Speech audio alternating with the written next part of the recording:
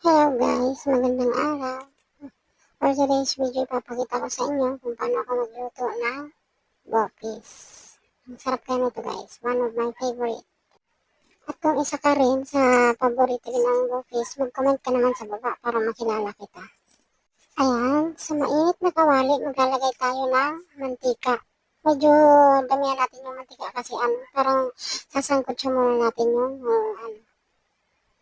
baga ng baboy. Ayan, igisa na muna natin yung bawang, sibuyas. Ang sunod natin ilalagay yung luya. Yan. Yan. Halo-haloin lang natin ito mga lods. Yan. Hanggang sa lumabas na yung aroma nitong mga sangkap. Yan. Kapag ganyan yung texture niya, parang nag-golden, parang brown-brown na siya gano'n. Ayan. Ilalagay na natin yung pinakuloan ko baga ng baboy. Ayan. Ayan.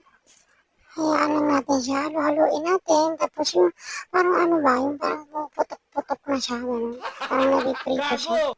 Mas masarap kasi yung bopis pagka ganun yung luto niya eh. Sunod natin ilalagay dyan. Yan, lalagyan natin ng laurel or bay leaves. Paminta. At magic sarap, syempre. Magic sarap, bikeme. Charot. Ayan, halo-haloin lang natin siya guys. Para yung sa niya, mga nilagay natin. Ayan. Halo-haloin na. Pagkatapos haluin, ayan. Ay, maglalagay pa pala ng asukal. Siyempre guys, kayo din ba guys? Maglalagay din ba kayo ng asukal? Kailangan kasi yan guys eh. Parang ma-balance niya yung lasa. Yung gusto ko kasi sa bopis, yung may konting tamis, tapos parang naglalaban yung tamis tsaka yung asim niya. Tapos yung maanghang talaga guys. Alam niyo naman, Bicolana ako, mahilig talaga sa may sili. Ayan, isunod na natin yung carrots. Ayan, kailangan talaga. Pero alam niyo ba guys, sa amin sa Bicol talaga, nilalagyan ng kangkong. Yung bopis, ewan ko. Parang ganito lang sa kanila dito, carrots lang talaga. Walang kangkong. Pero sa amin talaga eh, yung namulatan ko na kangkong siyang halo. Pero masarap talaga yun guys. Ayan, nilagyan ko na siya ng toyo, ayan. Tapos, suka. Yes, oh my god, syempre, sili.